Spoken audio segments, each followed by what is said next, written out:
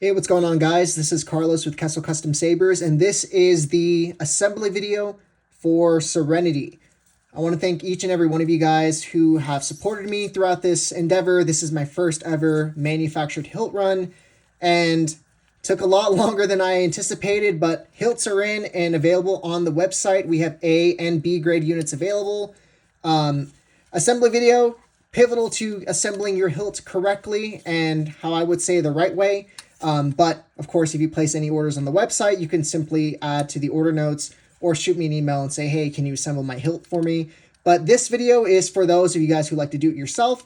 I'm going to go over some recommendations, and without further ado, let's go ahead and get started. So I took the liberty of getting everything all unwrapped so you don't hear the rustling of the paper that all the components are wrapped in. And I'm going to try to keep this as short and sweet to the point as possible. Big thank you to Christian Cruz for the box art design. Came out amazing. Big shout out to Derek Day at Phoenix Props and Derek Organ of 5280 Concepts, who were my production partners for this run. Really awesome box art design. If you guys have anything like that, hit up Christian. Alrighty, so included in each of the kits, you get, of course, the main hilt. The main hilt is composed of a top shroud, middle core, or upper core. Tripping up on my words a little bit here. And this booster section is also a part of the bottom core that holds the bottom shroud in place.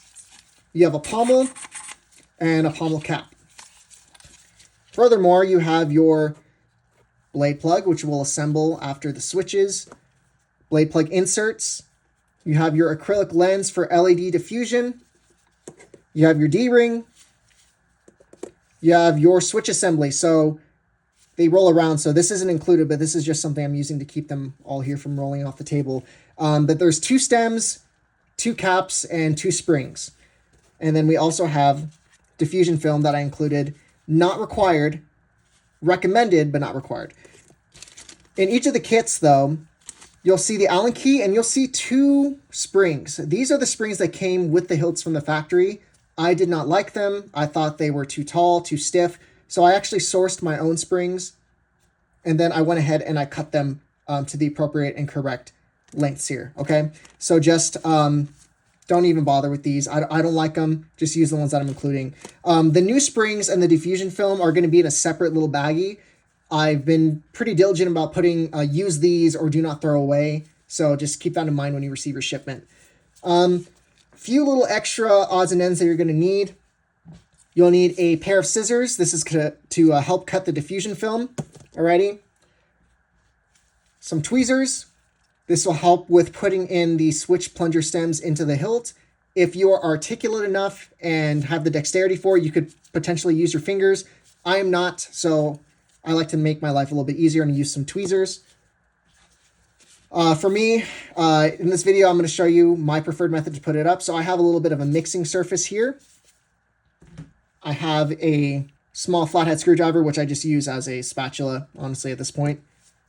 And then I have 2 options for y'all. So, 2 types of adhesive that I would recommend for this hilt. This is my preferred one, but I'll go over this here. So if you are looking for a semi-permanent solution, so where you are assembling it and you have your chassis put together and you're like, oh, I like the way it looks. So I think later down the line, I'm going to do some customization work. Go with Gorilla Glue. Okay. It's easy to get off. You don't even need to apply heat most of the time. And it's super easy to go ahead and just squeeze out and apply. It is a little messy because of the viscosity. So it might be a little bit more of a pain to clean up any squeeze out. But this is probably the safer option here, okay? So you could use this, but for me, my preferred method is using a 2-part epoxy. It doesn't have to be this brand in particular, but this is just something that I use. I love using it for bonding, metal rods to crystal chamber parts, and overall, I found that it's very reliable. With a little bit of heat, it becomes malleable enough to break and disassemble the hilt again. So for me, this is my preferred choice by far. So we're going to go with that for this video. So to start out, we'll go ahead and assemble the switch assembly first, and then we'll move on to the other odds and ends. I actually have a fully assembled hilt to the left of me, so I'll bring that out later in the video. So what I like to do is I like to unscrew this upper core area. Alrighty, set that aside. And when I ship out the hilts, I have the bezel taped down into the bottom shroud, just so that way this bottom shroud isn't, moving around while it's shipping. Alrighty, so leave that there for now. If you've already removed it, maybe just grab a piece of tape and use this bezel to kind of keep the shroud in the correct orientation. Okay, so with my tweezers, what I'm going to do is I'm going to locate the switch holes.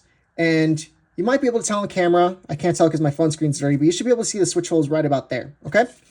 I'm going to take my tweezers, and I'm going to grab the switch plunger stem here, okay, with my tweezers. And I'm going to locate the holes, looking down, and you can see the holes right there. And I'm going to pick one of the switch holes to start with. I'm going to pick this far one here and drop it in just like that. I'm going to take the finger that I'm not going to use to help screw in the switch cap. I'm going to put it right there, and I'm going to hold the switch plunger in from the inside. Next, I'm going to take one of my springs. There is a cut end and a non-cut end. The cut end is going to go towards the inside of the hilt. Alrighty? And just want to make sure I don't drop it, because it's always crazy trying to track down a spring that you've dropped. And let's just go ahead and leave it right there. And it's going to fit right over the switch plunger stem, just like that. Next, we will take one of our switch caps, locate the end with the threads, and all we're going to do is we're just going to screw on that switch plunger cap. And just like that, we have an assembled switch plunger. So let's go ahead and do the other one. Grab it, locate the hole. That's what she said. Can resist. Alrighty. And drop it in just like that. Repeat the same process. Grab your spring. And drop it over the switch plunger stem. Grab your switch cap. And just repeat the process here. Just like so. One more turn. And just like that, 2 fully assembled switch plungers. Awesome. All right, so let me move that out of the way because I don't need that anymore. And okay, so before we remove this, let's go ahead and let's mix some epoxy. Yeah, let's go and do that. So taking my mixing surface. This is just a piece of sandpaper. I didn't have anything else to mix in it. This is actually my photo booth, so I'm trying really hard not to get any adhesive on here. Take your adhesive, and we're going to squeeze a little bit out on the paper. Alrighty? There we go. And take this little flathead spatula thing. This has been abused like crazy. Move this out of the way here. And all we're going to do is we are going to mix some epoxy. I usually tend to stay away from any sort of super glue or CA glue, mainly because they leave some weird frothy white powdery film after X number of months just kind of sitting there. So I'm not a big fan of super glues. If there's any sort of glue out there that is similar viscosity and similar drying time as super glue that doesn't do that, I'm all ears, but I've yet to find one. So 2-part epoxy or E6000 is my preferred adhesive of choice for most projects like this. Okay, so go ahead and do that so that way it doesn't touch the table. Blade plug, because we kind of want this to firm up a little bit for when we're doing the bezel, and I'll show you guys why here. But here we go. Take a little bit of this adhesive, and on the inside edge of this top part of the blade plug, just apply just a smidge. You don't need a lot, because the tolerance of the blade plug insert is pretty tight, just like that. And we'll go ahead and take this, and we will drop it like so in the middle. Oh, my glove is stuck in there. There we go.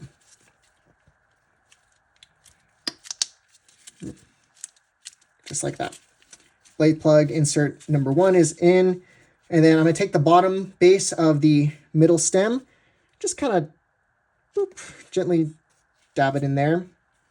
And I put way too much, so let me wipe some off real quick.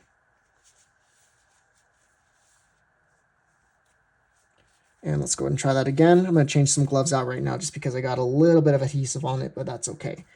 Small amount, and we will drop it in just like so.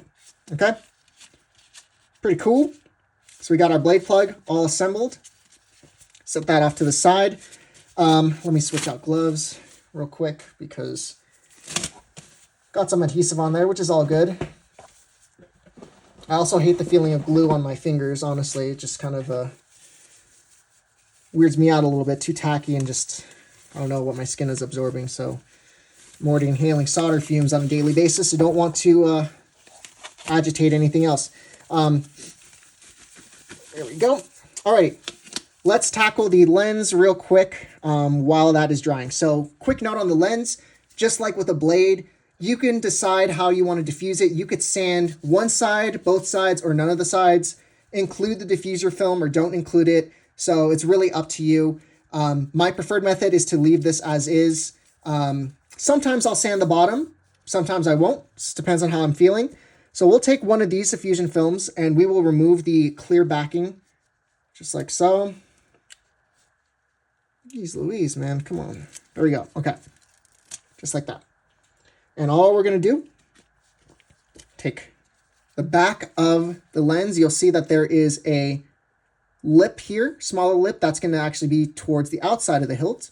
So we wanna diffuse towards the inside. So we will push it down on the adhesive side, and we are going to press down with our fingers like so. And try to get as even pressure as you can on the film.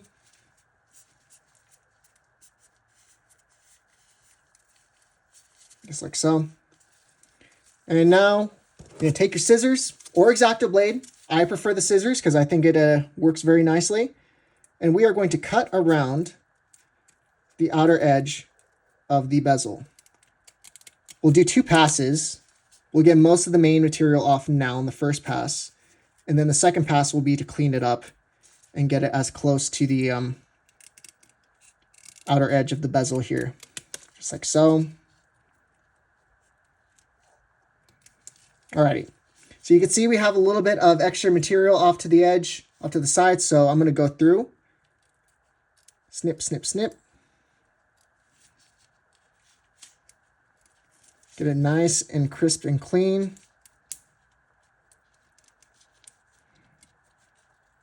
Just like so.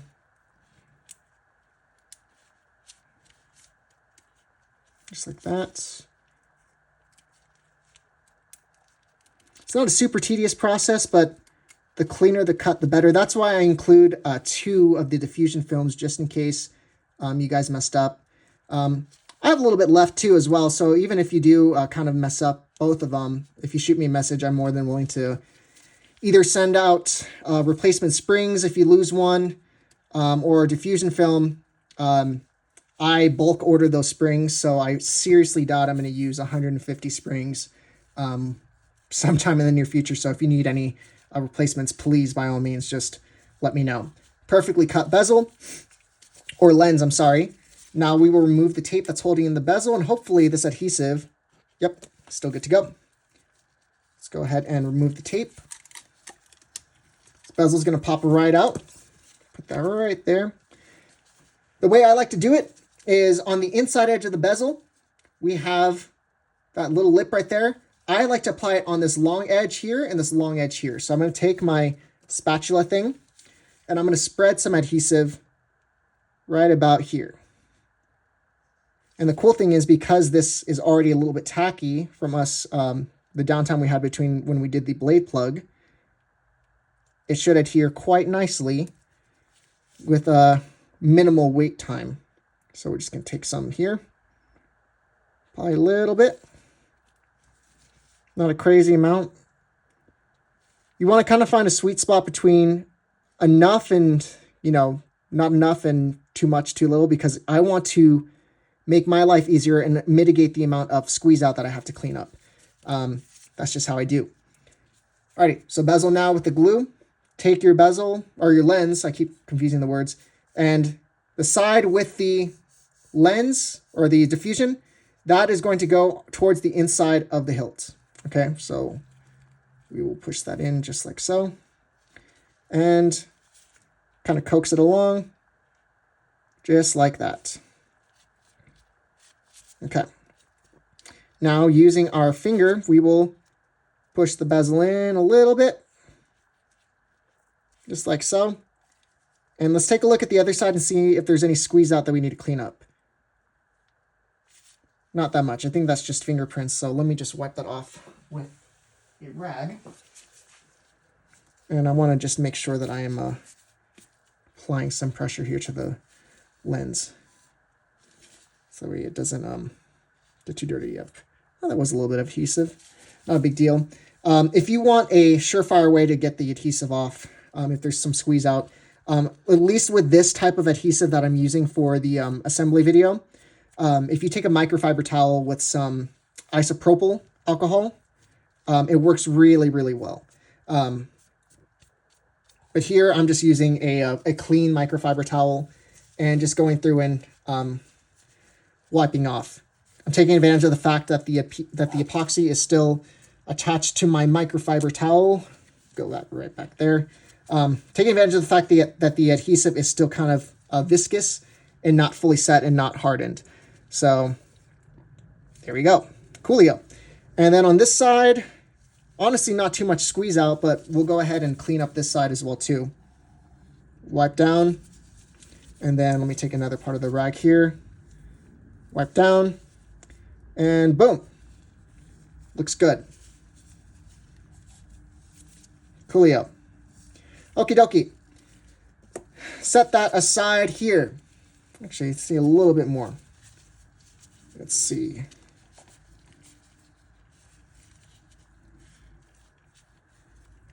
All right, cool. I'm happy with that. Very nice. Alrighty. Now, the next part.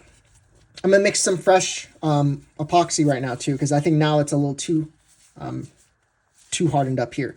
So, I'm going to remove the tape here. Just throw that out. I have some extra tape right here that I'm going to use anyway, so that's fine. Let's mix some more epoxy. And again, this is the adhesive I recommend for more of a permanent type of assembly. Again, if you want something less permanent, you can kind of experiment with the different types of adhesives that are out there. This is just what I have found that has worked for me. As I'm mixing this adhesive, just a few little key notes. So we designed the hilt with enough tolerances to take into account powder coating, rattle can jobs, etc., etc. So if you are a customization type of person that likes to powder coat or work on their hilts, you will have absolutely no issues powder coating the middle core and the shrouds, and those shrouds will slide right over the core again. A lot of times when you powder coat a hilt that wasn't really intended to, there are some tolerance issues and you might have to, kind of forcibly put parts back over each other if they're not properly fitting here. So we took that into account with the design, and I absolutely love and love what I've seen so far. There's a really awesome etched version that is floating around, actually, as I'm recording this at Disneyland right now. I'm going to share those photos on my Instagram later today. Okay, more adhesive is mixed. So how I like to apply the adhesive here is the bezel is what essentially holds the, the bottom shroud kind of more of in more of a sturdy fashion.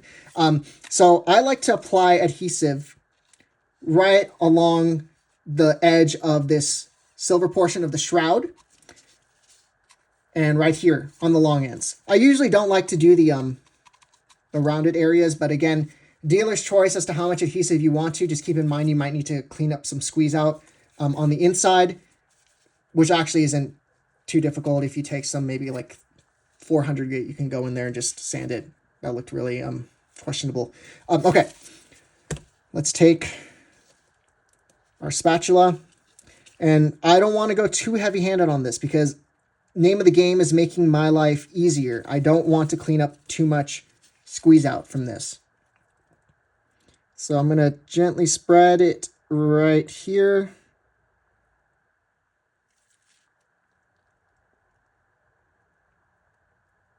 And on here as well too.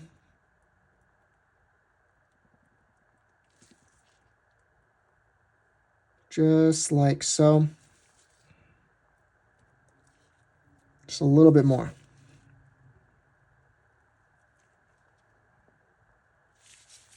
There's 2 chassis options available, by the way. There is an Eco chassis that is available either to print at home or to have me print and send a file over to you. Again, you could order both the hilt and the chassis at the same time. So now what we're going to go ahead and do is take the bezel here, or the bezel and lens technically, and with the adhesive applied, we're just going to go ahead and just drop it straight into the hilt. Okay, so we'll go like this and push in on the edges just like that. And at this point, if there's any squeeze out that you want to clean up, you can clean up just like that. You can clean up like that.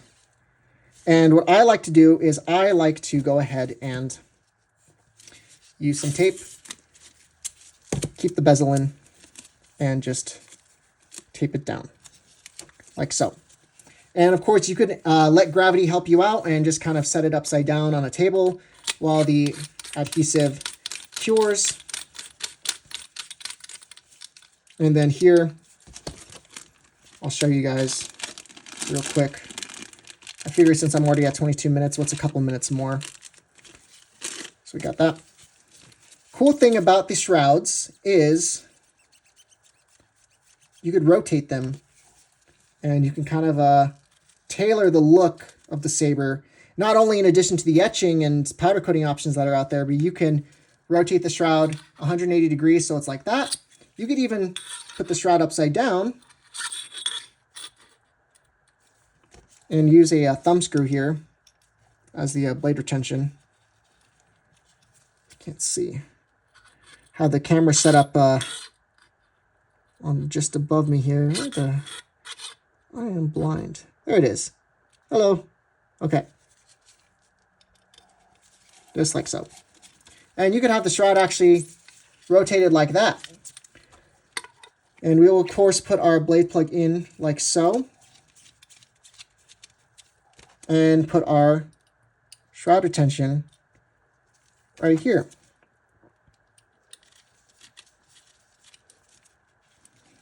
There we go. Very nice. And of course I got some adhesive on my gloves here, so I got some here, but I'll clean that up in a moment here. Aside from that, that is really all there is to it as far as assembling the hilt. So as promised, I'll show you guys a fully assembled unit right here. I take my gloves off for this so I don't get anything on there. And there we go. So this is what it looks like fully assembled and no adhesive on it, of course. There we go. So that is all there is to it, really. For some of you guys who prefer more of a solid feel, because there is some tolerance to it, if you did not place enough adhesive or you don't really feel comfortable putting a lot of adhesive right here, what you could always do is on the middle portion of the core, while it's disassembled, of course, here. I'm just unscrewing a pommel here so I could show you. You can always go ahead and put a little bit of epoxy here and then slide the shroud over. That's only if you don't feel comfortable putting a lot of adhesive right here to put the bezel in. If you want a little bit more of a secure fit. But again, when you do powder coating, you're going to build up enough of a layer to where that won't even really be an issue. So that's all there is to it. If you guys have any questions, and again, if you want me to assemble your hilt, let me know. It's really quick for me to do. And where'd that D-ring go? Here it is. And then just because I'm already at 25 minutes, but with the D-ring, you'll basically take some vice grips and open it up wide, and then you'll close it on the provision here, on the pommel here. Or you could even drill and do a cover tech knob here, or something cool. Customize to your heart's content. I can't wait to see what you guys do with these. Thank you very much for the support, and may the force be with you.